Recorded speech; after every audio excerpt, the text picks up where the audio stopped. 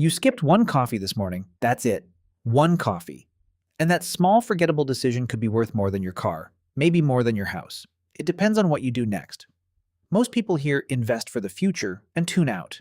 It sounds far away. It sounds complicated. It sounds like something other people do. But this isn't about other people. This is about $5 and what $5 can actually become. Let's start with a number, $5 a day. That's $35 a week. About $150 a month. It's a fast food combo, a streaming service, and a half. Nothing that feels big. But here's where it gets strange. When you put that money to work inside a market account, something happens, something most people never see coming. That's called compound growth.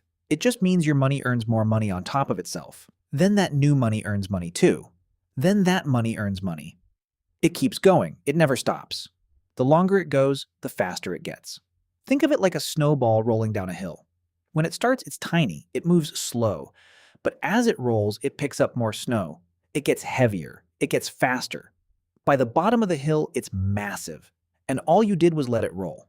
Your $5 a day is the snowball. Time is the hill. Now let's put real numbers to this. Say you start at age 25. You invest $5 every single day. You put it into a simple index fund. An index fund is just a basket of companies. When the companies grow, your money grows with them. Historically, the broad market has returned around 7 to 10% per year on average. Let's use 8%. That's a reasonable middle number. Not a guarantee, but a realistic long-term expectation. At 8% growth, your $5 a day turns into something hard to believe.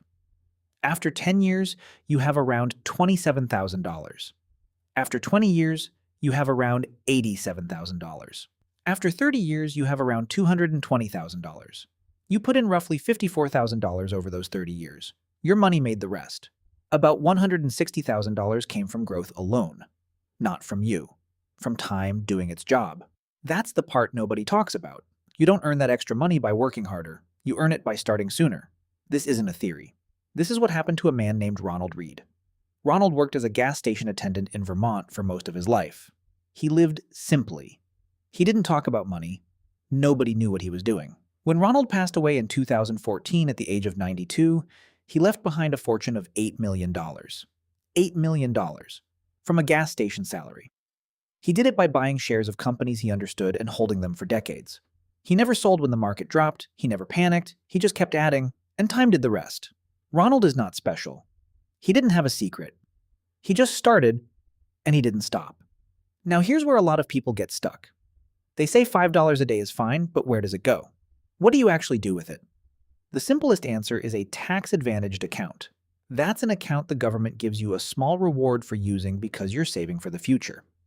In the US, that's called a Roth IRA. You put money in, it grows tax-free, and you never pay tax on the gains when you take it out in retirement. There are limits to how much you can put in each year, and there are rules about when you can take it out. But for most people starting out, a Roth IRA is one of the smartest places to put this money. You open one at a brokerage. Fidelity, Schwab, and Vanguard are popular options. They're free to open. You set up an automatic transfer, $5 a day, or $150 at the start of each month, whatever rhythm works. Then you forget about it. That last part matters. You forget about it, because the biggest mistake people make is checking their balance every day.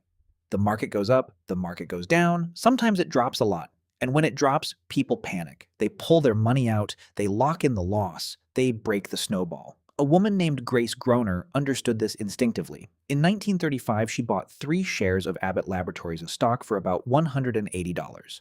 She never sold, she let the dividends reinvest. She lived a simple life in a small apartment and never touched the account. When she died in 2010, those 3 original shares had grown to over $7 million. $7 million. From 180. The lesson from Grace and from Ronald and from every person who quietly built wealth in the background is the same. They started small, they stayed consistent, and they did not stop. You don't need to be rich to start.